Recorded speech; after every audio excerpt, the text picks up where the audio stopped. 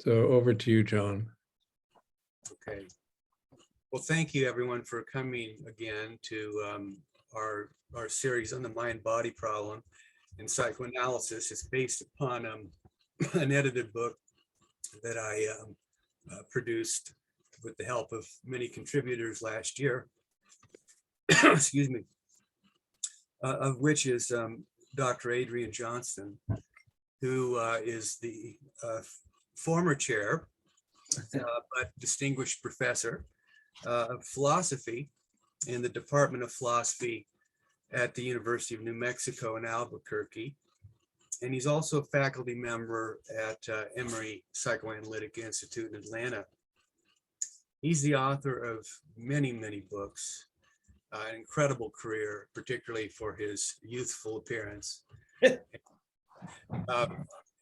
The first one that I was came aware of was his time-driven book on metapsychology and the splitting of the drive.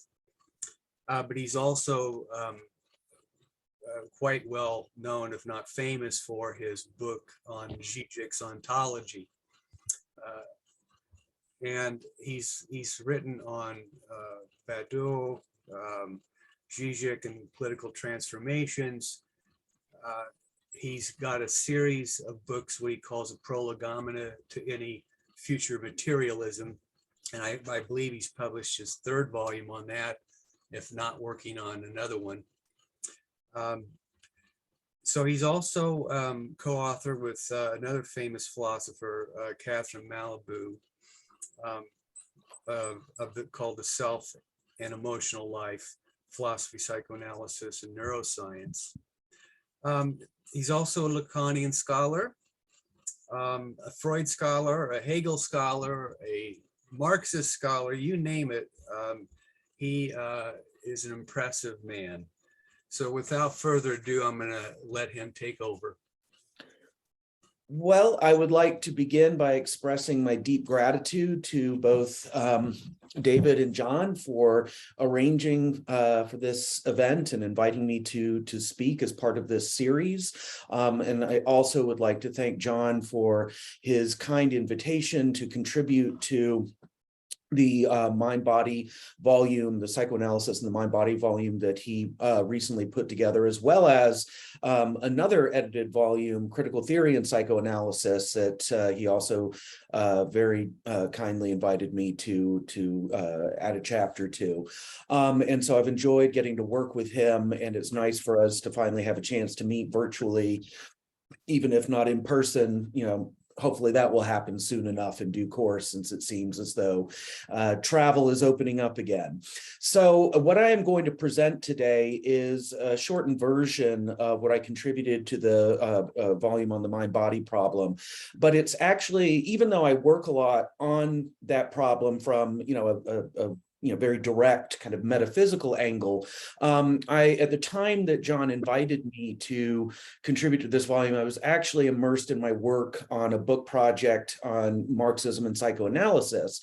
And so I ended up approaching the mind-body problem in what might seem a rather indirect way, via a detour through looking at the intersections of Marxism and psychoanalysis, in order to then spell out what I think are just a few of the many interesting implications of re-examining this perennial philosophical difficulty equipped with the unique conceptual resources of the psychoanalytic tradition. So that said, let me get well and truly underway. Psychoanalysis indeed has much to say regarding the perennial mind-body problem. I would argue that Freud's most fruitful suggestions, apropos the rapport between the mental and the bodily, flow from his theory of drives. I also would contend that the distinctive psychoanalytic concept of Trieb, given what it indicates as concerns the mind-body problem, places Freud unknowingly close to the theoretical tradition of dialectical materialism, a tradition inseparable from Marxism. In fact, I read Freud as unconsciously a spontaneous dialectical materialist, with Lacan following in his footsteps as an avowed one.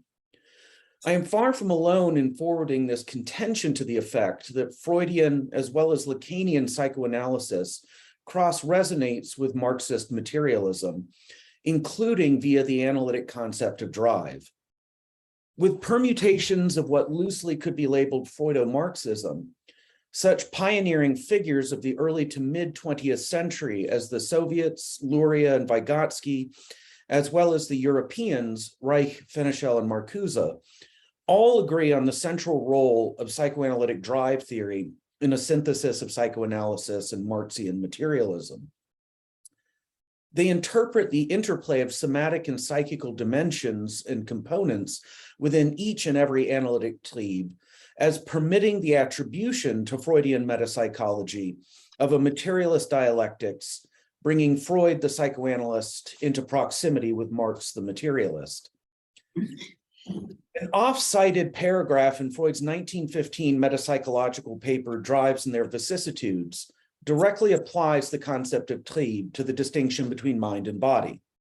Freud famously states, quote, "If we now apply ourselves to considering mental life from a biological point of view, a drive appears to us as a concept on the frontier between the mental and the somatic, as the psychical representative of the stimuli originating from within the organism and reaching the mind as a measure of the demand made upon the mind for work in consequence of its connection with the body," end quote.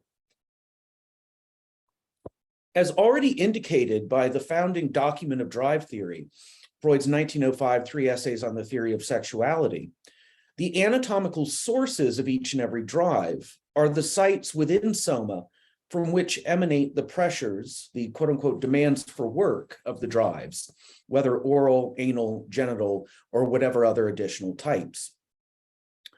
The drive's sources and pressures of somatic origin motivate the human organism's turn to and navigation of the ideational representations, Vorstellungen, of the drive's aims and objects. These representations are constituted in and through psychical systems shaped by their ongoing interactions with natural and social external realities. With all drives, by Freud's metapsychological definition, composed of sources, pressures, aims, and objects, drives bring together body/soma as sources and pressures with mind/psyche as aims and objects. This clarifies Freud's characterization of trieb as, quote, a concept on the frontier between the mental and the somatic, end quote. My construal of Freud's corpus as containing a dialectical materialist style approach to the mind-body relationship, best brought out through bringing a combination of Marxism and Lacanianism to bear on this corpus, leads me to focus specifically on psychoanalysis's anal drive and its vicissitudes. In general, Freud proposes an ontogenetic link according to which processes affecting the somatic side of drives, their quote-unquote organs, give rise to the psychical side of quote-unquote characters and quote-unquote character traits, as personalities, dispositions, attitudes, outlooks, tendencies, habits, etc. This proposal easily can be made to resonate with a famous statement from Marx and Engels's The German Ideology, according to which, quote, "It is not consciousness that determines life, but life that determines consciousness," end quote. With Marxist life as Freudian organ and Marxist consciousness as Freudian character. And Freud emphasizes the organ-character bond most pointedly, apropos anality in particular, especially in the papers Character and Anal Erotism, 1908, and On Transformations of Instinct, as exemplified in Anal Erotism, 1917. According to this Freud, rightly so-called anal personalities are ontogenetic outcomes of the vicissitudes of the anal drive. Furthermore, in both of these papers on anality, as well as elsewhere, Freud repeatedly highlights associations conjoining gold and money with feces. These associations are rich in implications for, among other fields, the Marxist critique of capitalist political economy. For a Freudo-Marxist historical materialism, Freud's equation of wealth with shit opens up possibilities for a non-reductive rapprochement between psychoanalysis and the critique of political economy. And for a Lacano-Marxist dialectical materialism, the general metapsychological theory of drive promises to allow for the construction of a rigorously materialist, even partly naturalist, and yet staunchly anti-reductive rendition of minded psychical subjectivity, able to take on board myriad crucial insights uniquely furnished by Marxism. Furthermore, just as historical and dialectical materialism are inextricably intertwined with each other in Marxism, starting with Marx and Engels themselves, so too are problems of political economy, as per historical materialism, and problems of the mind-body rapport, as per dialectical materialism, entangled too. This entanglement is due to the social mediations of both mind and body acknowledged by Marxism and psychoanalysis alike. Probably thanks to repressions triggered and cemented in place by shame and disgust, philosophers preoccupied with the mind-body enigma, including dialectical materialist thinkers, have avoided examining biological loci such as the rectum and sphincter for clues to this stubbornly enduring mystery. Nobody wants to look in the toilet or up malodorous backsides when one's attention instead can be focused on the dazzling central nervous system and the technologically illuminated wonders of its celestial-like synaptic constellations.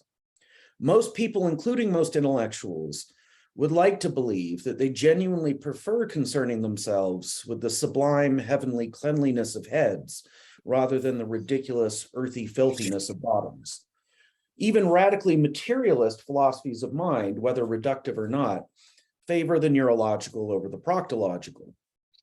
They do not acknowledge what psychoanalysis gestures at in terms of a body-body problem as an issue involving the repressed linkages between the organs of drives and the organ of the brain. Alongside the so-called quote-unquote gut brain identified by contemporary biology, perhaps there also is an anus brain. And as Bruno Bastils perspicuously highlights, Althusser enjoys the merit of being the at least one Marxist philosopher who underscores that philosophers do in truth have backsides. They too poop, and like everyone else, their shit stinks. Likewise, as will be seen later, Lacan points out that the same sort of repression intellectually inhibits thinkers occupied with the terrain of political economy. On one occasion, he draws his audience's attention to the solid waste disposal business. Simply put, toilets and everything servicing them count as infrastructure in both its technical Marxist sense, as socially essential economic industry, and its non-technical everyday sense. As Lacan notes, Marxist and non-Marxist political economists alike tend to be silent about sewage treatment as an absolutely indispensable rock-bottom dimension of social infrastructures. Moreover, Zizek's Lacan-inspired reflections on lavatories help further clarify both the convergences between Marxism and psychoanalysis, as well as within Marxism, the positioning of infrastructure and superstructure with respect to each other. Zizek accomplishes this precisely by bringing the body in its crudest aspects back into view, by putting the base back into the economic base of Marxist materialism.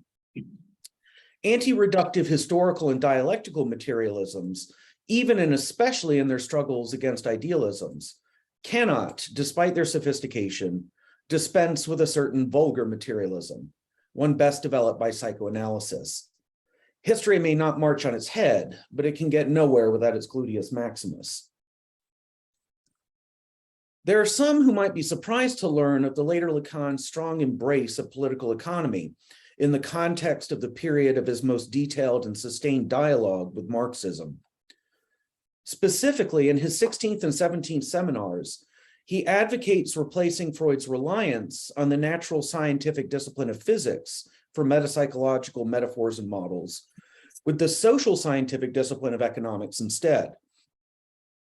This replacement would seem to entail a leap from the natural to the non or more than natural, even from the material to the spiritual.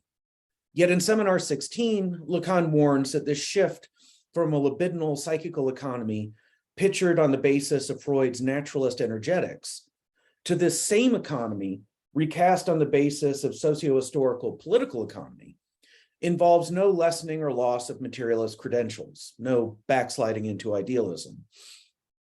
This warning, along with lots of surrounding textual evidence, indicates that the political economy Lacan proposes as a disciplinary partner for analytic metapsychology is none other than that of the historical materialist critique of political economy established by Marx. Seminar 17 offers additional elaborations apropos the combination of psychoanalysis with political economy. During the February 11th, 1970 session of this academic year, right after talking about Marx and quote unquote surplus enjoyment, plus de jouir, Lacan proclaims, quote, "From time to time, I stick my nose into a stack of authors who are economists, and we can see the extent to which this is of interest for us analysts. Because if there is something that remains to be done in analysis, it is to institute this other field of energetics, which would demand other structures than those of physics, and which is the field of jouissance," end quote. In the following week's session of the 17th seminar, he invokes one of Freud's own references to capitalist economics, in which Freud links this field to libidinal economics. Specifically, Lacan refers to Freud's analogy between the capitalist-entrepreneur relationship and, in terms of the analytic theory of dreams, or between the unconscious infantile wish, analogous to the capitalist, and the day residues, analogous to the entrepreneur, triggering the production of a dream with its manifest content. For Freud, just as the entrepreneur's productive powers are on loan from the capitalist funding the enterprise, so too are the day residues' powers to set in motion the production of a dream funded and fueled by archaic repressed impulses and ideas, that is, unconscious infantile wishes on Freud's account. Lacan draws certain consequences from Freud's dream theoretic analogy involving the capitalist and the entrepreneur. In particular, he links this analogy to his account of jouissance. Quote, "Freud tells us that one must not forget that a dream stands on 2 feet and that it is not sufficient that it represent a decision, a lively desire by the subject as to the present. There must be something that gives it support in a desire from childhood."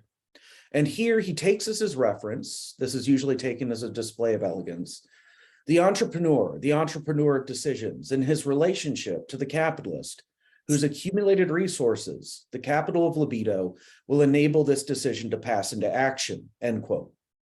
Lacan continues, quote, "These are things that look like they are a metaphor.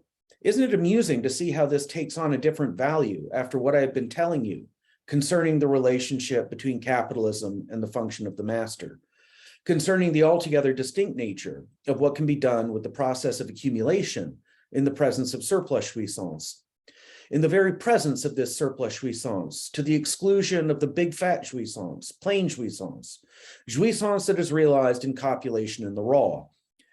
Isn't this precisely where infantile desire gets its force from, its force of accumulation with respect to this object that constitutes the cause of desire, namely that which is accumulated as libido capital by virtue precisely of infantile non-maturity, the exclusion of jouissance that others will call normal. There you have what suddenly gives Freud's metaphor its proper connotation when he refers to the capitalist," end quote.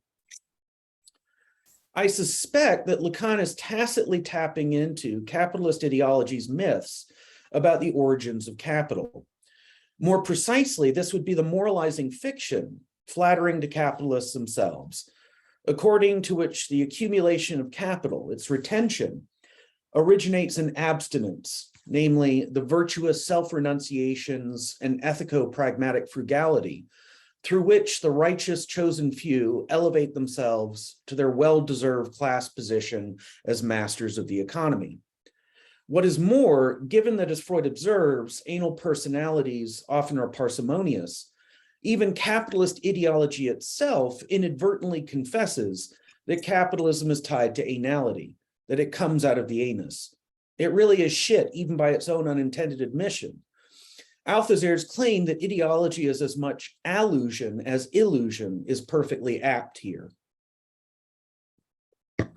With Freud's analogy linking the figure of the capitalist to repressed infantile wishes as the latent dream thoughts involved in the dream work, Lacan proposes that such desire from childhood, funding the production of dreams, is itself a result of a process of accumulation. However, such saving or storing up is not the result of an inaugural decision or choice on the part of the subject. Rather, infantile non-maturity, as the prolonged prematurational helplessness into which birth hurls the human being, forces abstinence and hence the accumulation of libido capital upon the infant and prepubescent child. This abstinence is a necessity, not a virtue. And with the capitalist, it becomes a vice bound up with yet other vices. Lacan here draws attention to a facet of Freudian Hilflosigkeit, namely the child's inability, its impotence to engage in genital sexual relations with its adult significant others. Such sexual helplessness brings with it, as Lacan puts it, quote, the exclusion of the big fat jouissance, plain jouissance, jouissance that is realized in copulation in the raw, end quote. And quote, the exclusion of jouissance that others will call normal, end quote. By Lacan's lights, the capital of libido is the product of a period of primitive accumulation imposed upon the psychical subject to be by the brute biological facticity of its specifically sexual prematuration. This prematuration, lasting until puberty, is essentially prolonged in human animals, as is the dependence on others for bare survival too, this being another crucial aspect of human helplessness. For Lacan, a libidinal economic primitive accumulation generates desire as surplus jouissance with its corresponding object, namely objet petit a, qua object cause of desire. As Lacan points out the following year in Seminar 18, the accumulation of jouissance in the form of the surplus of plus de jouir renders enjoyment, quote unquote, impossible. On this occasion, Lacan contends that all economies, including the psyche's libidinal economy, are, quote unquote, a fact of discourse. As soon as the neonate psyche begins primitively accumulating undischarged jouissance, it also, given the throe of birth, already is caught within the webs of intersubjective and transsubjective relations, entangled in networks involving languages, institutions, interests, practices, fantasies, ideologies, and so on. According to Lacan, the socio-symbolic mediation brought about in and through the signifiers and social links of discourse renders, quote, big fat jouissance, plain jouissance, jouissance that is realized in copulation in the raw, end quote, impossible, a la such Lacanian pronouncements as, quote, jouissance is prohibited to whoever speaks as such, end quote. That is to say, even if and when the child in post-pubescent maturity comes to engage in what others then deem the quote unquote normal jouissance of genital copulation, there inevitably will be an unbridgeable discrepancy between the jouissance expected, crystallized in the childhood and origin fantasies funded by the libido capital of accumulated plus de jouir, and the jouissance obtained in frustratingly unfulfilling fulfillment of these fantasies via an adult copulation that never can measure up to the pregenital anticipatory fantasies orchestrating these later genital encounters.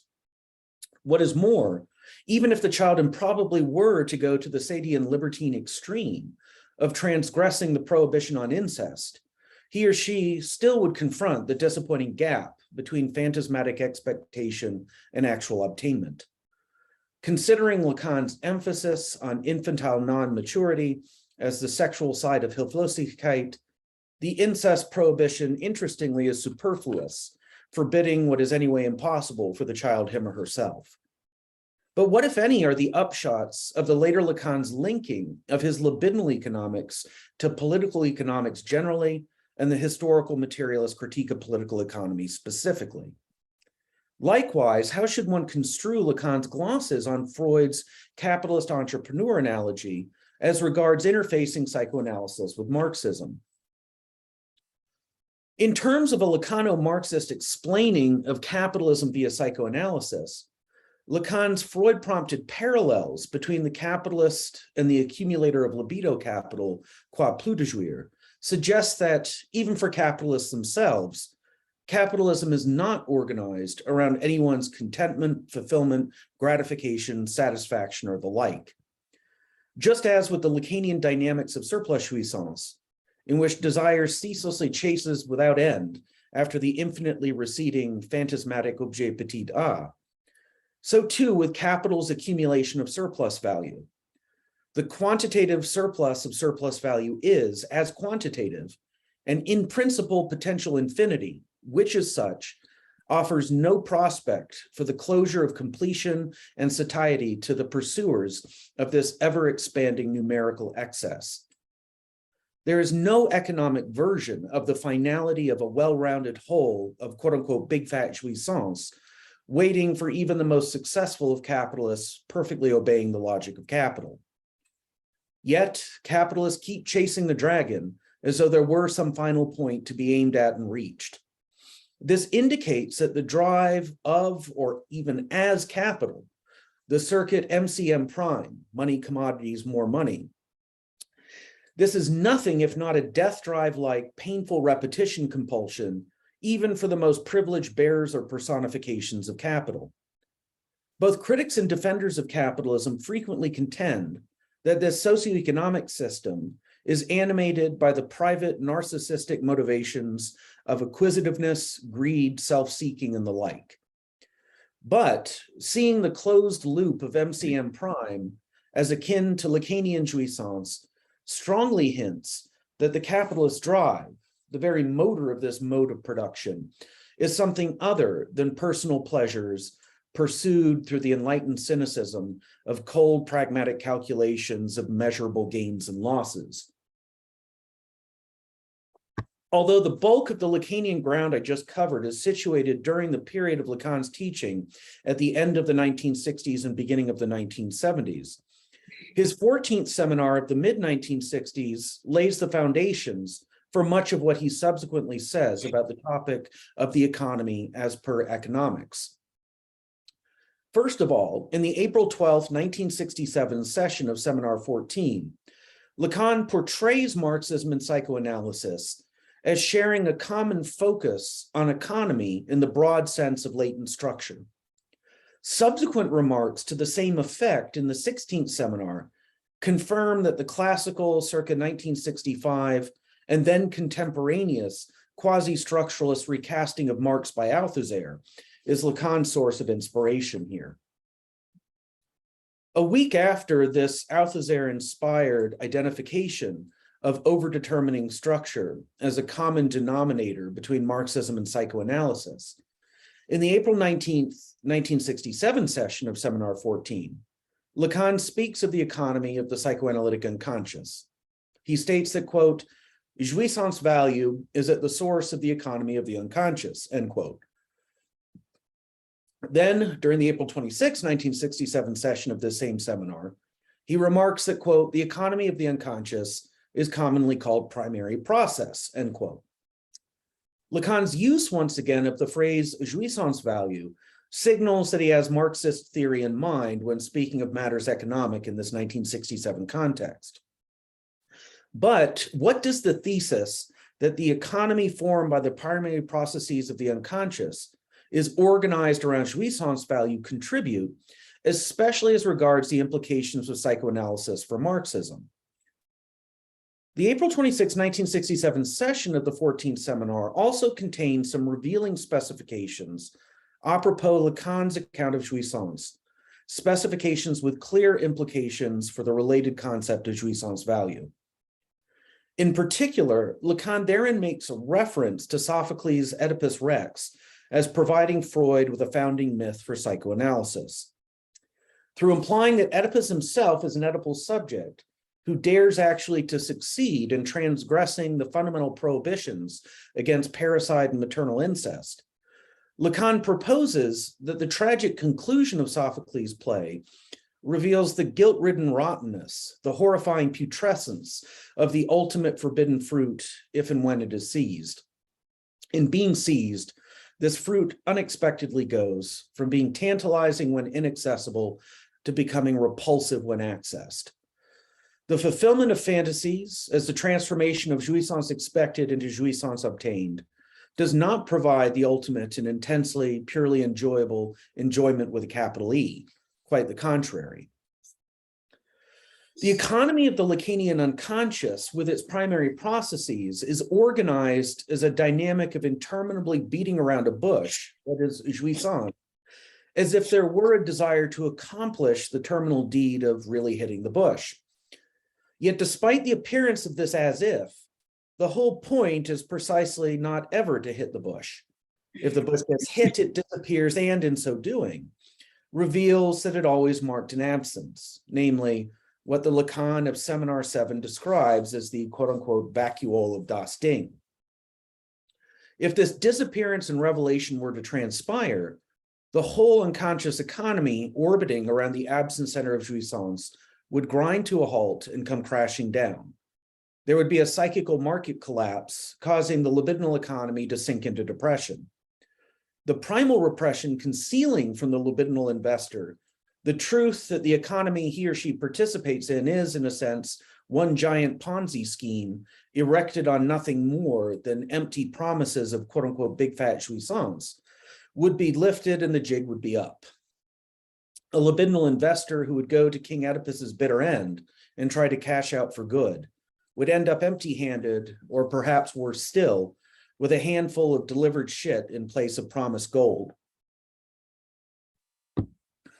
Taking the immediately preceding clarifications regarding jouissance into account, as involved in Lacan's notion of jouissance value, what does the above indicate regarding economics, not only as per psychoanalysis as libidinal economics, but also apropos Marxism's historical materialist critique of political economy? In Seminar 14 and elsewhere, Lacan clearly intends to suggest that his reflections on jouissance and jouissance value are of direct relevance to a Marxist type analysis of capitalism. But what exactly is this relevance? Through the phrases of jouissance value and surplus jouissance, the Lacan of the 1960s and 1970s signals the relevance of his concept of jouissance, especially for the telos, around which the capitalist mode of production organizes itself, namely surplus value, as the prime in MCM prime. During a 1972 talk in Milan, Lacan, speaking of capitalism, observes bluntly that, quote, there is only this that makes the system work, it's surplus value, end quote. So if surplus value is akin to jouissance, then capitalist societies revolve around the unenjoyable, incessant pursuit of an elusive, impossible to obtain enjoyment. This carnivalesque merry-go-round marketplace is far from all fun and games. If, as per Lacan, capitalism is ultimately about jouissance rather than pleasure, this runs conspicuously contrary to the image of capitalism as straightforwardly and unabashedly hedonistic, as sustained and strengthened by gratifications, happinesses, satisfactions, titillations, and so on of countless sorts. Not only do the exploited non-capitalists under capitalism not get to enjoy the surpluses extorted out of them, not only are capitalism's consumers kept in a constant state of agitated, dissatisfied want, so as to keep them restlessly moving along the unending chain from purchase to purchase, with no bought commodity ever delivering the fulfillment advertised. Even the capitalists themselves, including the biggest of the big bourgeoisie, prostrate and exhaust themselves in the endless quest after ever more, infinitely more in principle, surplus value. In fact, the consumerist chasing of the dragon in the sphere of exchange with its commodities is itself in effect a mere echo of the capitalist chasing of the dragon in the sphere of production with its surplus values. For all capitalists and workers, as well as producers and consumers alike, what could be called capitalism's thing, as per Lacan's conception of Das Ding, sustains everyone caught up in its socioeconomic system in a permanent state of discontented, restless seeking. Capitalism doth make junkies of us all. Everyone ends up impoverished by it in one way or another. I now wish to begin moving towards a conclusion with one other hint Lacan offers about bringing together Marxism and psychoanalysis, a hint also pregnant with implications for a psychoanalytic approach to mind in relation to body. In a 1968 talk given to psychiatrists in training, Lacan unexpectedly broaches the topic of the political economics of the solid waste disposal business. Quote, unlike what happens at every level of the animal kingdom, which starts with elephants and hippos and ends with jellyfish, Man is naturally characterized by the extraordinary embarrassment he feels about, what should we call it? By the simplest name we can find by God, the evacuation of shit, end quote.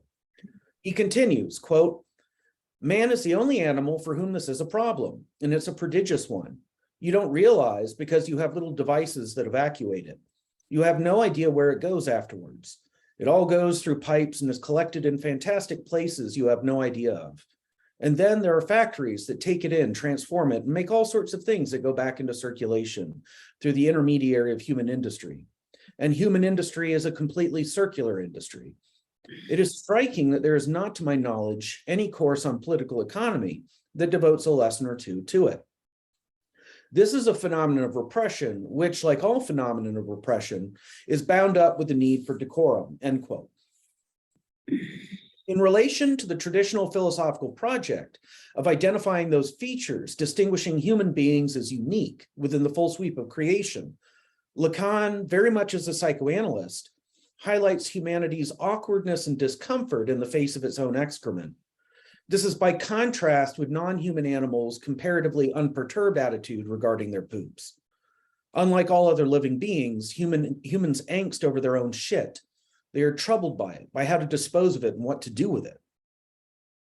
Uniquely for humanity, there is, as per the title of a 1978 book by Dominique Laporte, a quote-unquote history of shit, namely an evolution over time of shifting strategies and tactics for how socio-symbolic subjects, both individually and collectively, handle and cope with their excrements. In the above quotation, Lacan indicates that humans' rapport with their own shit is another instance of them being naturally destined for self-denaturalization, for self-alienation from animality. As per a dialectical naturalism, also exemplified by the metapsychological significance of biologically determined prolonged prematurational helplessness. This Hilflosigkeit is tantamount to a natural determination not to be naturally determined, a natural facilitation of the predominance of social nurture over biological nature. Humanity's excremental self-revulsion would be a natural inclination to rebel against nature. From Lacan's analytic perspective, repression-inducing shame inhibits those interested in economics, whether they be Marxists or not, from looking into such topics as the political economy of shit. Moreover, in the second of the two preceding quotations, Lacan maintains that the treatment of excrement under industrial capitalism reveals essential aspects of capitalism as a whole. He portrays the fecal matter of capitalism subjects as circulating through looping circuits of pipes and factories. Then this looping quality is attributed not only to industrial solid waste processing, but also to quote-unquote human industry overall. Lacan could be said to move from the political economy of shit in particular to capitalism's shitty political economy in general. So, following Lacan's insinuations, the loop of MCM prime as the underlying structural dynamic of capitalism überhaupt is a kind of socioeconomic anal expulsive drive. The figure of the pre- or non-capitalist miser, repeatedly compared and contrasted with the bourgeois capitalist by Marx, obeys an anal retentive drive, since the miser hoards, that is, retains wealth. But the capitalist, unlike the miser, spends, that is, expels into circulation money in order to make yet more money. What is more, following the lead of the Freud, who sets up the Psychoanalytic association of gold and money with feces, capitalism is nothing if not the frenetic perpetual production, circulation, and accumulation of ever more shit. In addition to generating gold and money, it gives rise to mountains of commodities and/as garbage, as well as the parasitic recycling industries resembling Lacan's description of the sewage treatment business. With recycling, ecology, and the like in view, it justifiably could be said that the greening of capitalism is also its browning. In fact, the full circuit of capitalism's shitty looping ad nauseum runs from the capitalist's anal expulsive drive, setting in motion production, to the consumer's oral and corporative drive, sustained and stimulated by the capitalist drive. Somewhat relatedly, Laporte observes that both of capitalism's two main classes, capitalists and laborers, each associate the other class with shit.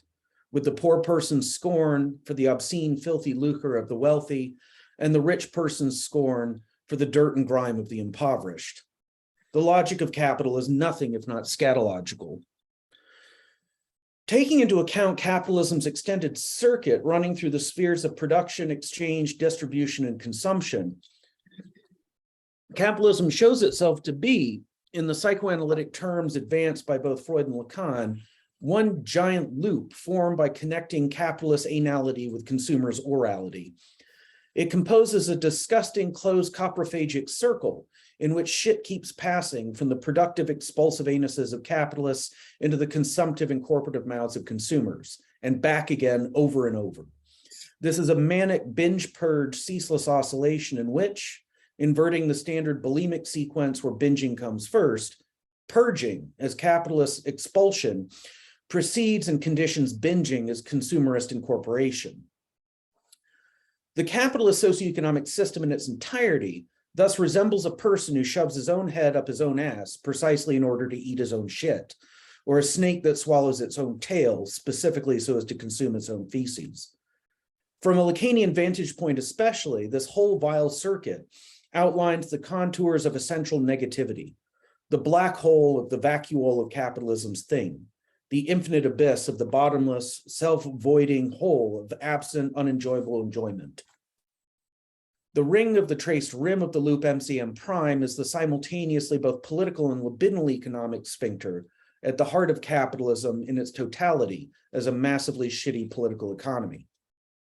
Hence, for psychoanalysis, particularly in its Lacanian version, literal and figurative sphincters function as Cartesian-style pineal glands stitching together the body and the body politic.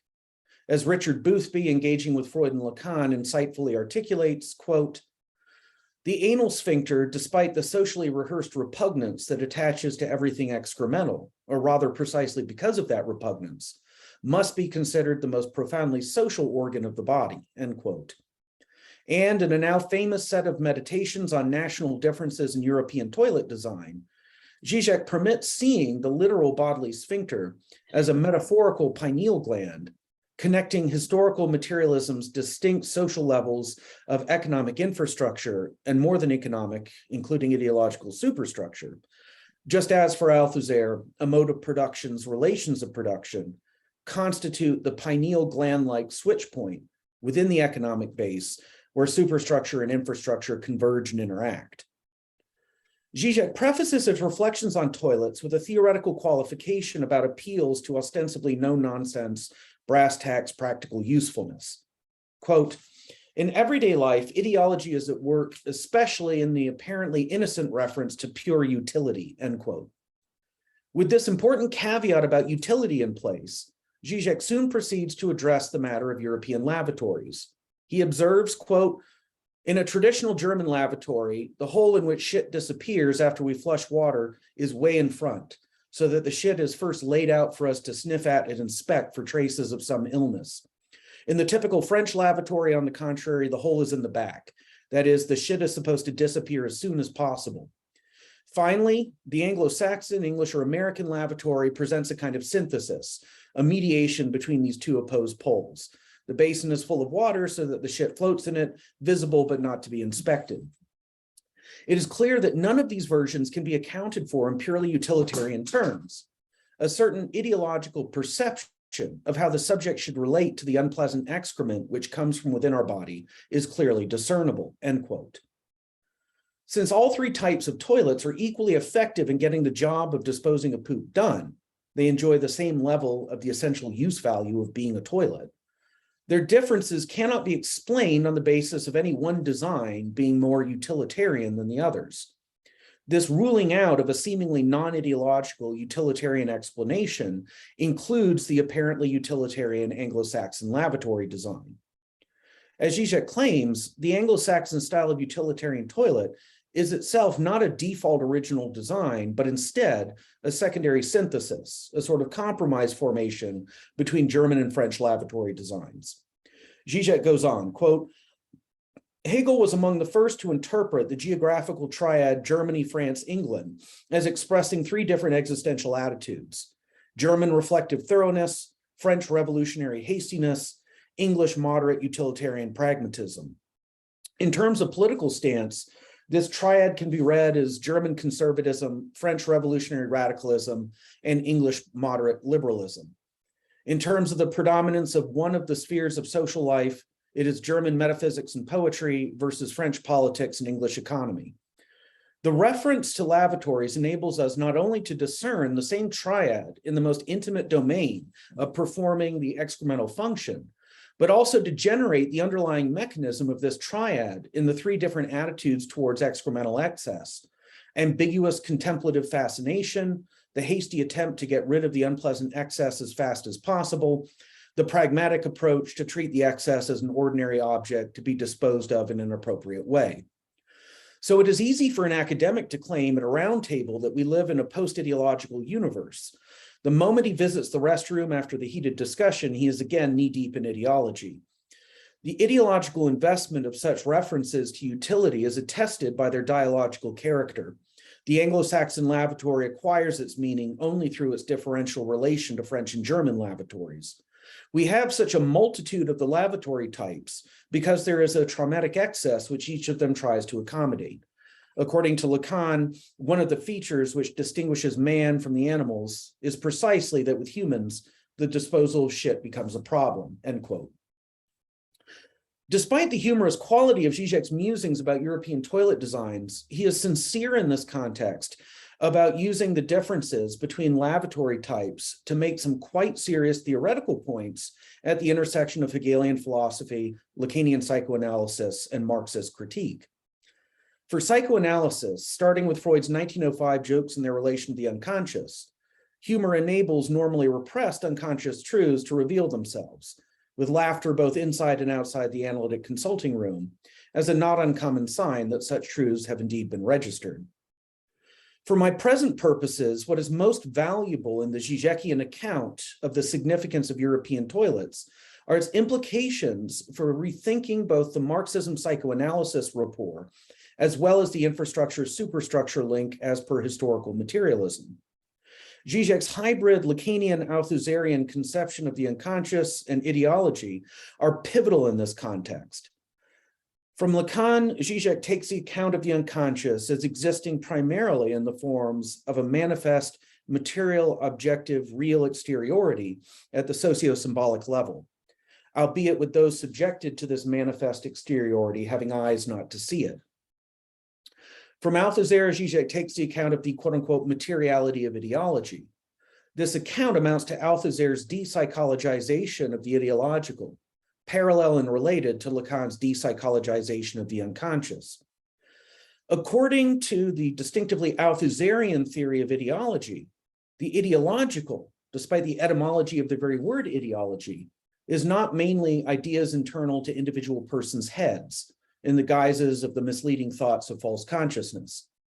Rather, ideology exists first and foremost in the extramental guises of external beings, of palpably tangible institutions, practices, rituals, and the like, as the incarnate materials of fleshly bodies, concrete buildings, physical objects, and so on.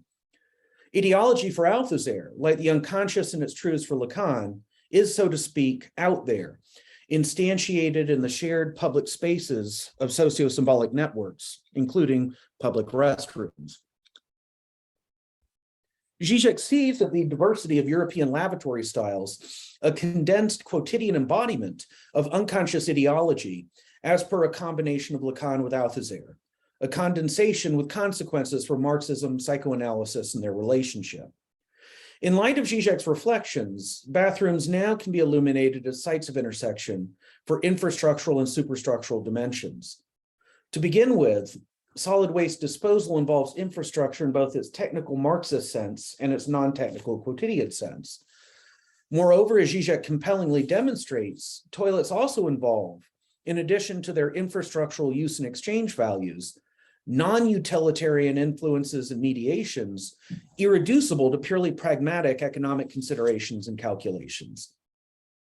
These influences and mediations are attributed by Zizek to the superstructural qua ideological, the more than economic domain of what Marx and Engels in the German ideology list as, quote, politics, laws, morality, religion, metaphysics, and so on of a people, end quote. Obviously, the German, French, and Anglo-Saxon sociocultural constellations identified by Hegel, influencing Marx, and invoked by Zizek count for Marxist historical materialism as superstructures. Insofar as toilet types reflect these sociocultural constellations in their shiny porcelain, they exhibit how pieces of infrastructure can be and are suffused with superstructure too. Dovetailing with Zizek observing that here, quote, a certain ideological perception of how the subject should relate to the unpleasant excrement which comes from within our body is clearly discernible, end quote. Laporte raises the question, quote, when considering the history of the senses alongside the history of modes of production and circulation, we must ask which lights the way for the other, end quote.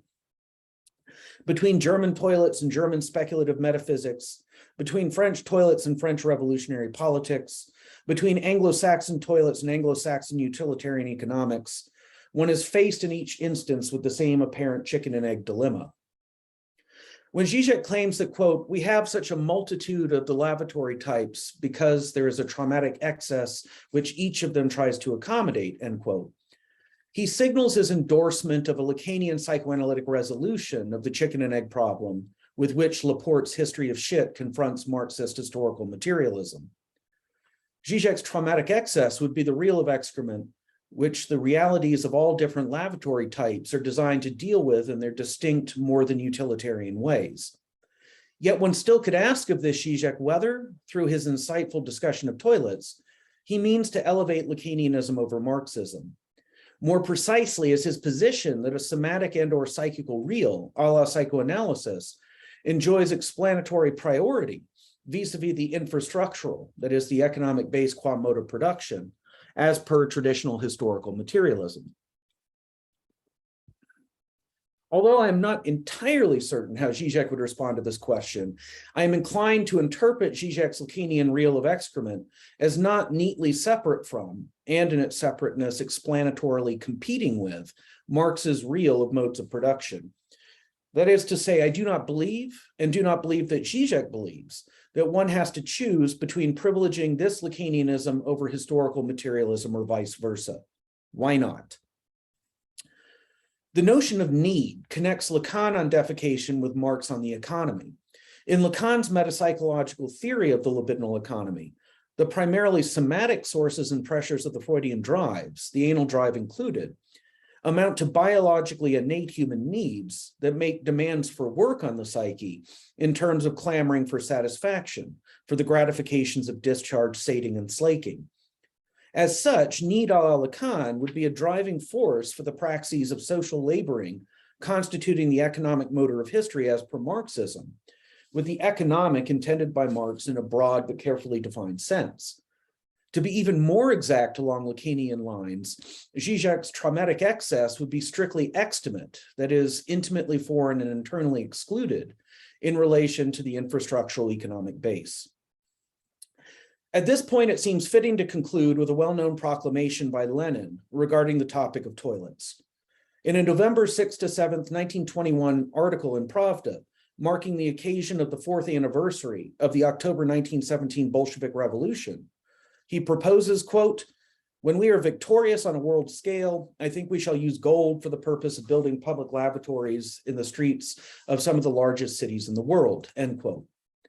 The proposal is that revolutionaries, after both seizing control of the levers of state power, as well as grasping the reins of the means of production, must lay their hands on people's libidinal economies too. Although this revolutionary storming of bourgeois bathrooms hopefully will not be televised, videos of it likely will turn up in unseemly corners of the internet. But in all seriousness, Lenin's declaration indicates the importance of revolutionaries exercising an inverse Midas touch, bringing about a liberatory desublimation, by contrast with Marcusean repressive desublimation.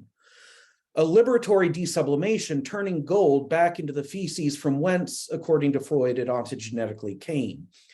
Would not one of the best critiques of commodity fetishism be taking a literal shit on its condensed material epitomization? By the combined lights of Marxism and psychoanalysis, a transformative path here comes into view going from the plumbing of the capitalist financial system to the plumbing of the communist sewage system via restructuring of the plumbing of the libidinal system, with hydraulic metaphors abounding in Freud's characterizations of the libidinal economy. Through this revolutionary restructuring, quote unquote, new men, unlike the commodity fetishists of old, will come casually to defile gold without a second thought, nonchalantly producing their own and not someone else's dirty money on a daily basis. Lenin's toilets concretize a Pascalian Althusserian anticipation, having it that if you free your ass, your mind will follow. To change the psyche with its ideas, one must change the body with its functions. A psychoanalytically minded Leninist might conclude that one knows communism truly has triumphed only if and when shit starts to happen differently. Thank you. So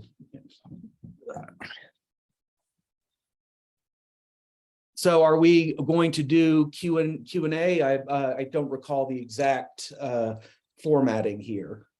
Yes, we have time for questions and discussion. Great. So floor is open. All right.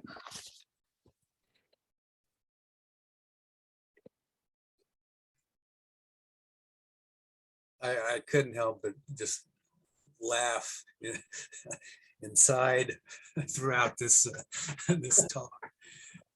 And it's so funny too, because I'm mindful of the role, the role of our digestive system in our work. The fact that so many patients somatize and are preoccupied, if not obsessed, with their health, their bodies, whether it be digestion, irritable bowel, and not to mention what are new parents mostly concerned about is getting their kids toilet trained. Children who don't have control over their bodies, and when they shit themselves are ashamed. Yeah. All these things are interesting in how they get unconsciously integrated, and yet at the same time we do tend to forget about the centrality of our early psychosexual development, to use Freud's terms, right? And then what else is interesting is how, a few other thoughts while I free associate. Isn't it Putin who has an $850,000 gold toilet now in his palace? And there's a good chance he's actually aware of this Lenin who I cited at the very close. It would not be difficult to imagine that he has indeed in his past. I mean, given that he was former KGB officer, that he would have read this particular stretch of Lenin. But of course, it's certainly not building public restrooms with these sorts of gold toilets installed. It remains very much a private affair. So it's like combining this Lenin with a form of mafia-esque capitalist activity, and that's what you get with Putin there. Exactly. Yeah. Just another anecdote here is that my brother, before he retired, he was actually an operator of a large city's sewage treatment plant. Aha. And what's something that you wouldn't know unless you were working in the industry is how completely sanitized and clean it is at the end. He said you could drink that water. Yep. So, and so for you, that Lacan's description of industrial solid waste processing based on your brother's experiences rings true? yes. Okay. And then occasionally a toilet will blow up in someone's house. So. Oh gosh, yeah. Yeah, or just think about, how strong our reactions are apart from the drama of a toilet blowing up. I mean, just when it backs up and you see, all right, it's about to overflow, and it really just tends to send you into a frantic, panicked reaction, running around like a chicken with your head cut off. Yeah, absolutely. But no, that's interesting. I had no idea when I gave this piece to you for the volume last year that you actually had a close family member with direct experience of municipal solid waste processing. Yeah. Well, yeah. I'm wondering if you might be able to comment more about some standard criticisms of Sure. like reducing the psyche down to the bowels seems to be an ontological reduction when by the time psyche's developed, it's much more overdetermined, and there are multiple intentionalities and teleologies that are operating that would drive object choices and macro decisions of a person's agency.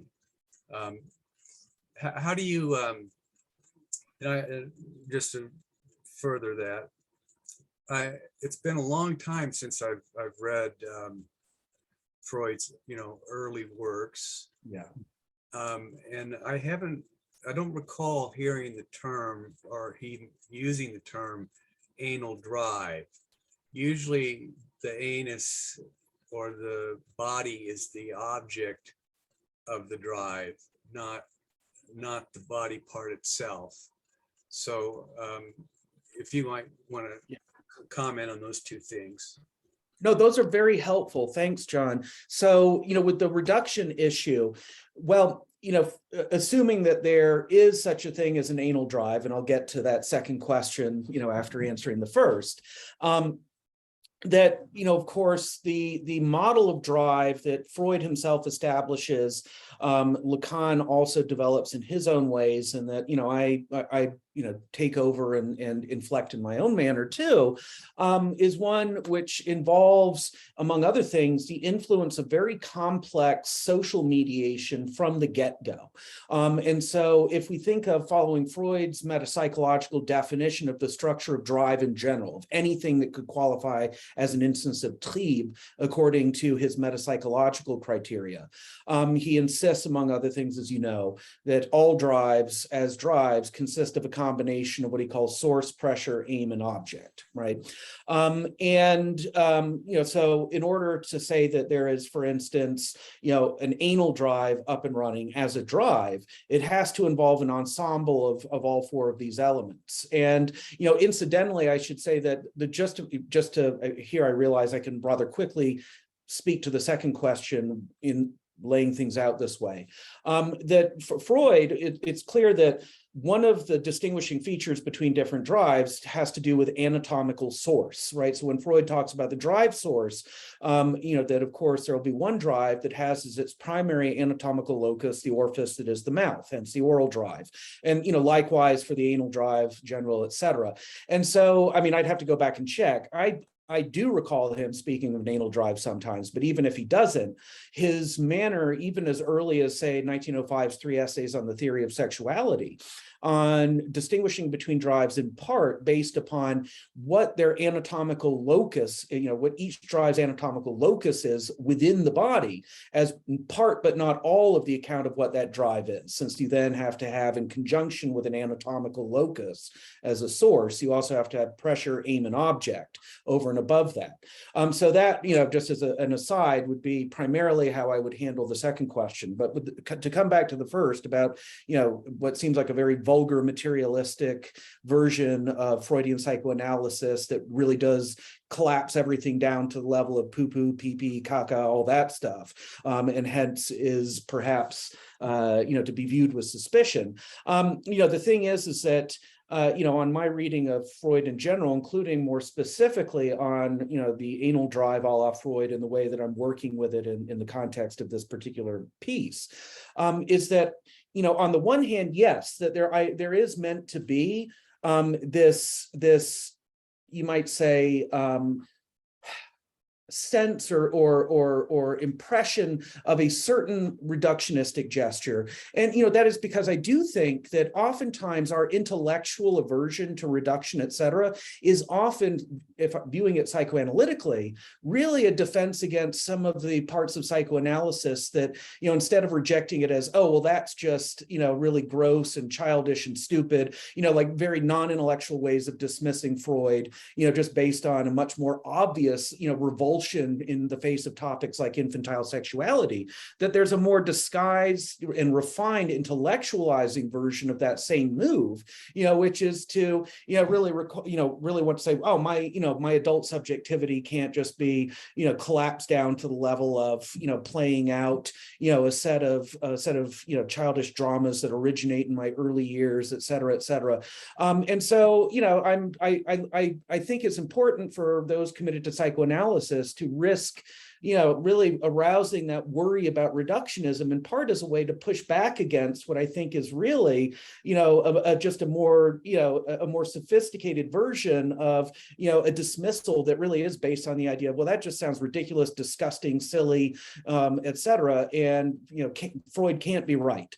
But then there is actually a more serious anti-reductive aspect built into how I'm doing this, though, which is at the same time, yes, on the one hand, it's a matter of saying we can trace, through things like psychoanalytic interpretation, starting with Freud himself, how we get from this very kind of complex, sophisticated, socio-symbolically elaborate level of our, ontogenetically late-forming subjectivity, and, through intermediary links, get back to some of these early ontogenetic nuclei of various features of our symptoms and characters.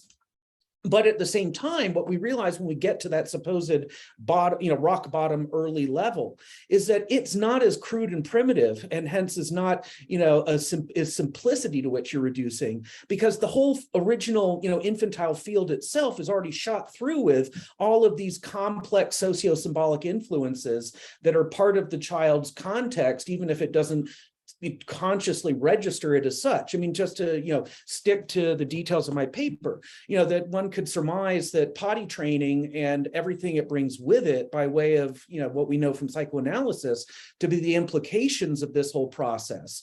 It's going to look different, perhaps going to, register differently for children potty trained on German toilets versus French toilets versus Anglo-American toilets. Even on the toilet itself that they're trained on, as Zizek points out, social ideology is there incarnate, in that context. And then, of course, not to mention all of the parents' conscious and unconscious issues with the anus, with shit, with discipline, with authority, with control. All of that's already fully operative, even in the ontogenetically early experience that I'm reducing to, and hence is not a typical reduction, because what we bottom out in is just, in a sense, it's much more like we just come to recognize the reciprocal influences where, ontogenetically early experiences are already being influenced by, especially through adult others, a much more complex set of socio-symbolic constellations that are shaping this from the get-go. But then, of course, those constellations themselves have already been shaped in turn by ontogenetically early material, that is affecting those adult others. And so I don't, yes, I want to retain that sting of reduction as a kind of reminder of that our resistances to psychoanalysis, even if we're very interested in it, can still sometimes come into play. But at the same time, the more reassuring kind of, larger theoretical message is that, through things like, toilet training or weaning, children are already dealing with much more than just the breast, or the anus and excrement. They're already dealing with social issues that have to do with love, authority, power, control, etc. And all of that complexity, even if in nascent form, is they are being channeled through these parts of the body. And that in metapsychological terms, a la the drive, that means that the anatomical source is what it is only insofar as it's affected by this, network of relations that's plugged into that involve pressure, aim, and object, and especially at the level of aims and objects for Freud, that's the more psychical side of drive, where all of this complexity can come into play and be operative in tandem with parts of the body that get ensnared in these processes. So I think that, but yeah, I think that both worries you articulate are well worth taking into account, in that, again, because I flirt with the reductive gesture, I always have to be careful to clarify that it's more like making a point in passing about our resistances to psychoanalysis than it is like a commitment to a much, a really quite crude or vulgar, sort of caricature of Freudianism that I would, of course, clearly want to avoid. Great, thank you. Yeah. Thanks. So when I was reading your chapter and listening to you this evening, I just was in my head going, yeah, but. And so I'm full of questions and points and so on, which we won't have time for. Okay. But there are some things that I was hoping you could clarify. I mean, one is about this kind of reductionism that you're advocating. And I noticed you used the notion of, ontogenetic Yes. over and over and over again. You never ventured into phylogenetic. So I'm not sure where phylogenetic went, whether it got shut out somewhere. Okay. And another thing I was thinking was, well, sometimes the anus is just a metaphor, right? And I also was thinking of what Winnicott said about Klein, that earlier is not deeper. So when Klein says the infant and the adult is the deepest level, Winnicott saying, well, no, a complex, mature adult is actually deeper than an infant. And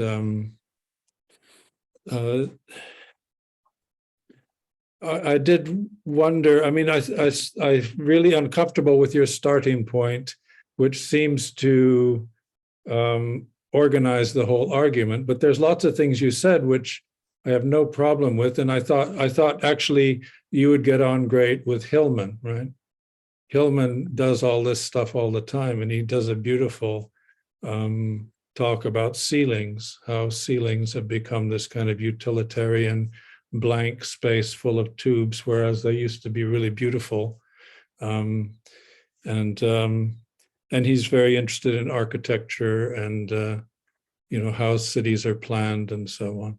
So there did seem to be a lot of scope for some kind of play between archetypal psychology and the sort of stuff you're talking about with Zizek.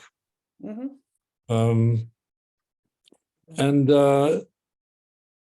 I mean, you did have a little swipe at Jung, which I thought was unfair and ill-informed. Let's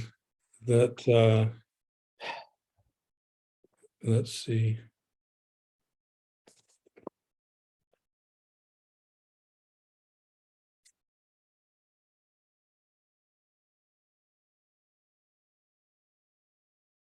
I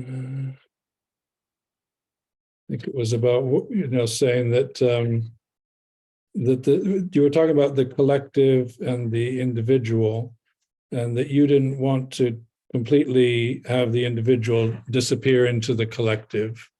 But you seem to be saying that somehow that had happened in analytical psychology. And it seemed to me that was really not the case.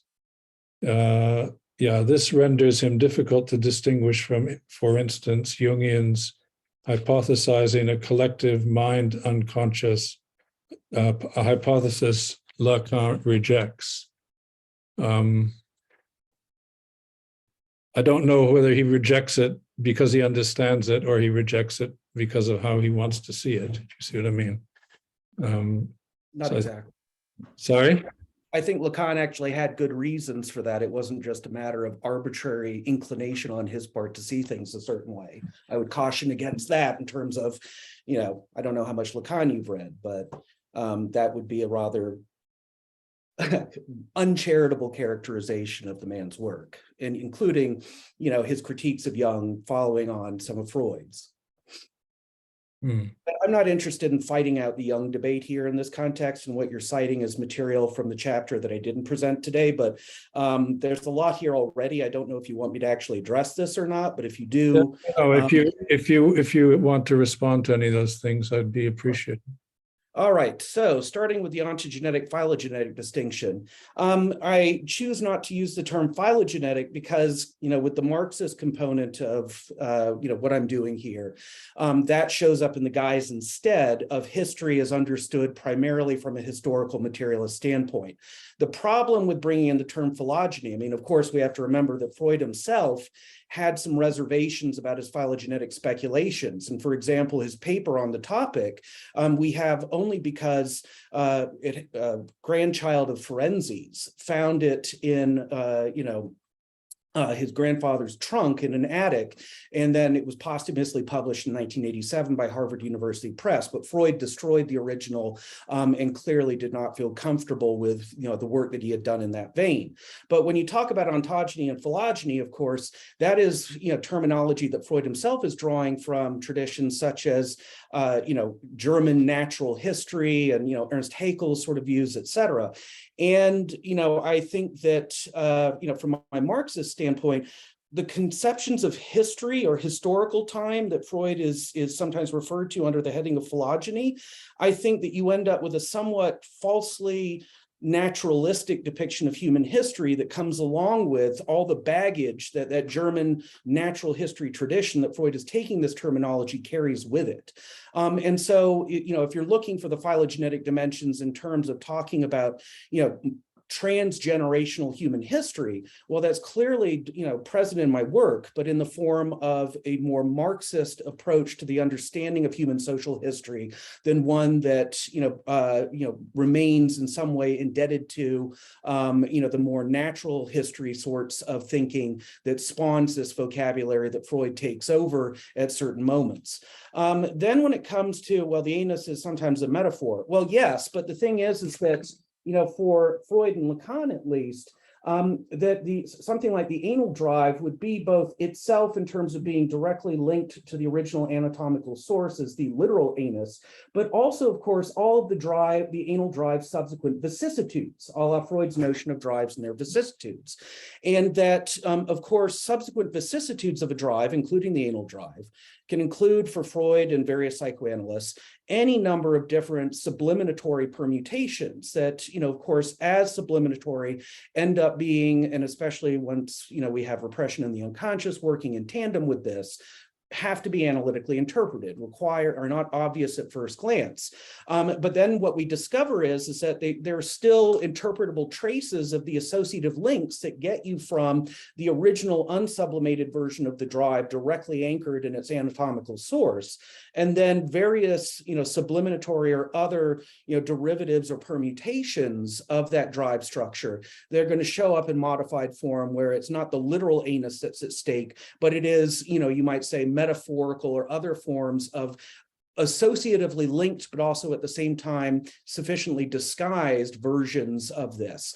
And that if we take into account the idea that this is the anus that's at stake in the anal drive, then it is both the literal anus as well as its metaphorical stand-ins, substitutes, etc., that we have telltale traces of the linkages that show up in terms of, even things like, apart from the number of examples I mentioned in the paper that I presented this morning, or well, it's evening your time, but morning my time here, or midday, I should say, that it is both the literal anus and all of its, you might say, metaphorical, subliminatory, substitutes. And that entire sequence is really what is being gotten at with the idea of the anal drive. And hence, to insist on a strict distinction, it's just a metaphor. Well, for psychoanalysis to say something is just a metaphor when it's as charged a matter as this, I would hesitate to endorse that from a psychoanalytic perspective.